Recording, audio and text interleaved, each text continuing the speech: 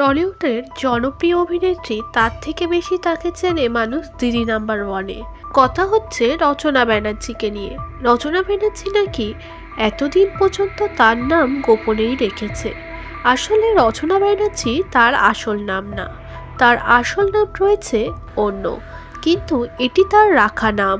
পরিচালক ও অভিনেতা সুখেন দাস তার নাম রেখেছিলেন রচনা, তবে তার আসল নাম ছুমছুম। ইন্ডাস্ট্রিতে আসার পর তার নাম বদলে যায়। রবীন্দ্র রচনাবলী থেকে তার নাম নেওয়া হয়েছে বলে জানা যায়। ধীরে ধীরে ইন্ডাস্ট্রিতে বিশেষ পরিচিতি পায় রচনা।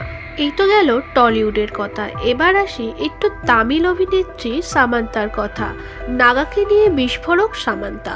বিয়ের পিঁড়িতে বসতে চলেছে ভারতীয় অভিনেতা নাগা চৈতন্য ও সবিতা ধুলিপালা। আগামী 4 ডিসেম্বর বসতে চলেছে তাদের বিয়ের আসর। অভিনেত্রী সামান্তা রুথ প্রভুর সঙ্গে দাম্পত্য ইতি টেনে সবিতার সঙ্গে নতুন অধ্যায় শুরু করছেন নাগা।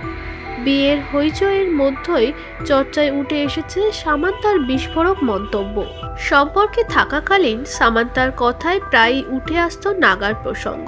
প্রেমময় অভিব্যক্তিতে ভালোবাসার কথা বলতেই থাকতেন অভিনেত্রী, কিন্তু সেই সম্পর্ক টেকেনি। তাই কি সাবেক স্বামীর দ্বিতীয় বিয়ের আগে সামান্তার এই মন্তব্য? প্রশ্ন উঠেছে নেটিজেনদের মহলে।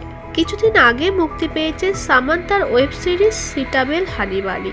এই সিরিজ সংক্রান্ত একটি চ্যাট শোয়ে সামান্তাকে প্রশ্ন করা হয়েছে, কোথায় অর্থ ব্যয় করে মনে হয়েছে অপ্রয়োজনীয় জায়গাতে টাকা খরচ করলে। এর উত্তরে সামান্তা জানায়, সাবেককে দামি দামি উপহার কিনে দেয়া অপ্রয়োজনীয় খরচ ছিল।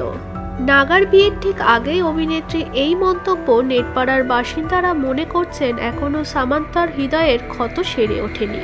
পুরোপুরি সম্পর্ক থেকে বেরিয়ে আসতে পারেননি অভিনেত্রী।